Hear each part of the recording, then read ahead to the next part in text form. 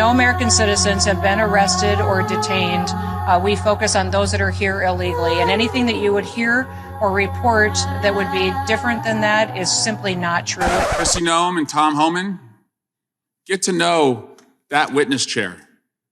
You're going to be parked in it for a long time. Set the record straight on a couple of things. We keep referring to Kristi Noem's dog as a dog, but actually it was a puppy. It was 14 months old. If you had a couple moments, I would now like to do a spirited reading from the book by our Secretary of Homeland Security. It starts, "I hated that dog." So this was Representative Jared Moskowitz doing what he does best, which is just mocking the sheer hypocrisy of the GOP. During a House committee meeting today, Representative Moskowitz and Representative Dan Goldman took turns mocking the Secretary of Homeland Security. First by proposing a name change for GOP legislation that aims to deport immigrants who have attacked dogs. Goldman suggested that they should rename it the Kristi Noem Canine Relief Act.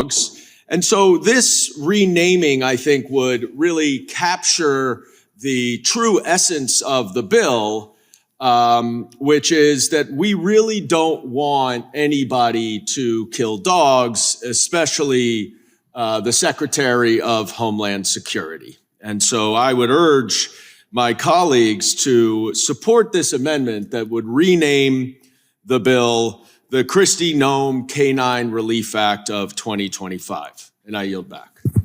For those who know, he is referring to Kristi Noem's admission that she had killed her dog, Cricket, which the Dems quickly went onto Twitter and posted #JusticeForCricket. Goldman said that in renaming the legislation, it would, quote, capture the true essence of the bill, which is that we really don't want anybody to kill dogs, especially the Secretary of Homeland Security. Piggybacking on this, Representative Jared Moskowitz decided that he would read an excerpt from Kristi Noem's book in which she had admitted to doing this.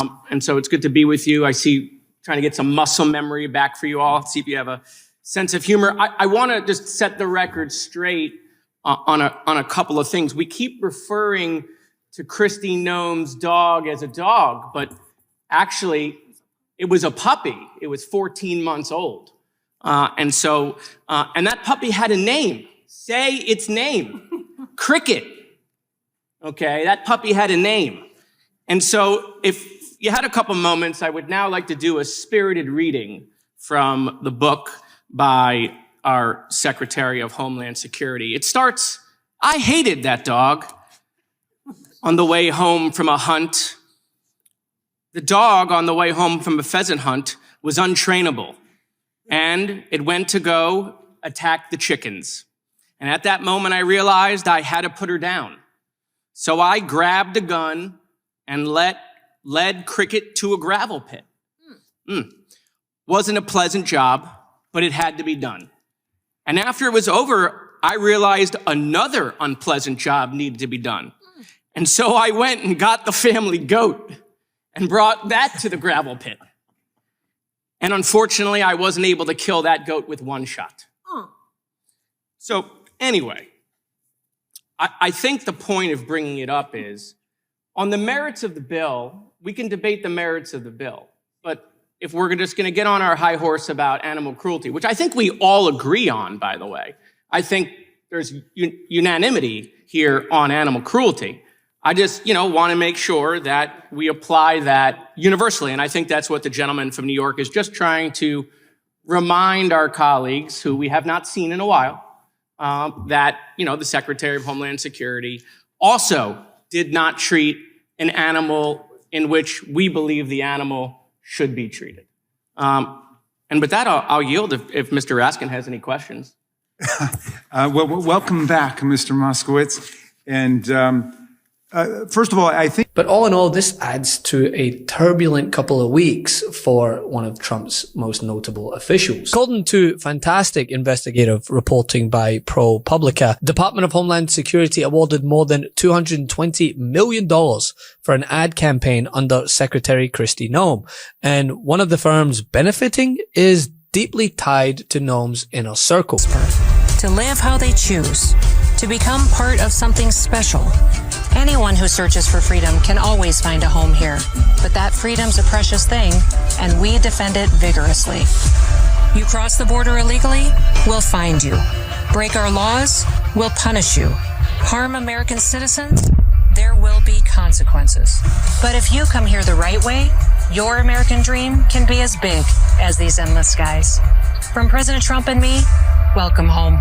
Yet, the firm does not appear in public contracting documents. Well, instead, a mysterious Delaware LLC created just days before it won the award is listed. Anyone who knows a good tax evasion scheme, usually Delaware's in there somewhere. And here's what else we know.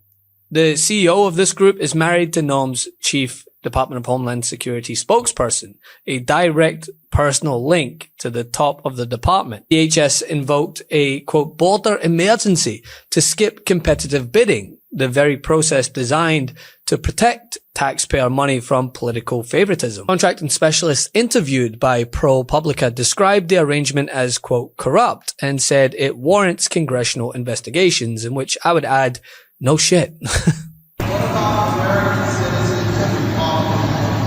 There's no American citizens have been arrested or detained. We focus on those that are here illegally, and anything that you would hear or report that would be different than that is simply not true and false reporting.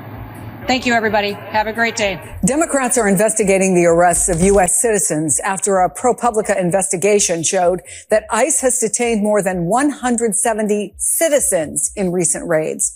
And the New York Times, citing video of federal agents tackling people and even telling a group of Latinos, including a U.S. citizen, they have no rights. This morning, the Times editorial board published an op-ed titled, "Being Latino in the United States Should Not Be a Crime," writing that the Trump administration's immigration crackdown has become a campaign of discrimination against Latinos with tactics that violate both law and human decency. Thing is, when it comes to Trump appointees, it's not an isolated case, right? It fits a pattern seen repeatedly during the Trump years. Breaking news that EPA Chief Scott Pruitt has resigned amid growing ethics scandals and calls for him to step down.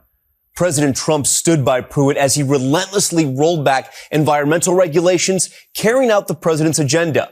But claims of legal and ethical violations mounted about that $43,000 phone booth, first-class travel, 24/7 security, and his use of his staff and his position for his personal benefit. The balance finally tipped, and tonight the president has accepted his resignation, shuffling his cabinet one more time. ABC's chief White House correspondent Jonathan Karl starts us off at the White House. He was front and center at the White House 4th of July picnic just yesterday. But now Scott Pruitt, one of the most embattled cabinet secretaries ever, is gone.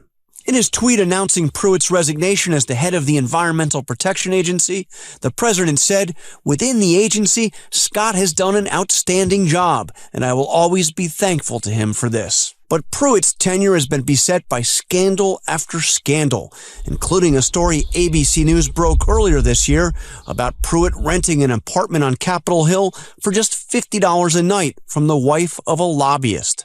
This was like an Airbnb situation. You only paid for the nights you rent. You were there. That's exactly right. But that's kind of a sweetheart deal. There was Tom Price, Trump's HHS secretary, who was forced out after charging taxpayers more than $1 million for private and military jet travel. And I mean, we could spend all day discussing Jared Kushner and Ivanka Trump and how they've been scrutinized for using public office to boost private business interests in the Middle East to the tune of billions. President of the United States. And second thing, how did the White House decide that it is appropriate for Jared Kushner to be working on matters that involve Qatar, the UAE, Saudi Arabia, 3 countries that combined have given him more than $2.5 billion for his investment firm?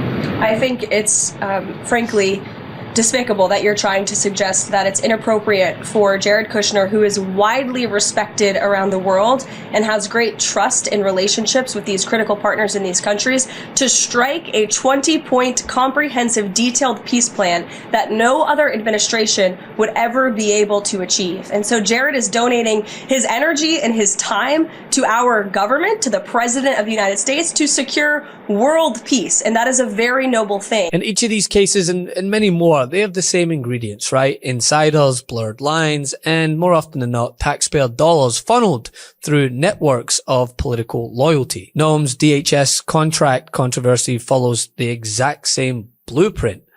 And the thing is, if your agency claims a national security emergency while routing millions to politically connected firms, I mean, how does this department maintain any sort of public trust? Legal counsel. So, did the ICE agents working on this case who deported this 4-year-old with cancer of their own volition fail to follow ICE policies, or were they directed to by your office or anyone else in DHS leadership? Sir, this mother chose to keep her child with her. You have not produced any evidence to say so, but I'm asking again, have you directed DHS officers to ignore this It's policy? very different than the previous administration. All right. Love this video? Support independent media and unlock exclusive content, ad-free videos, and custom emojis by becoming a paid member of our YouTube channel today. You can also gift memberships to others. Let's keep growing together.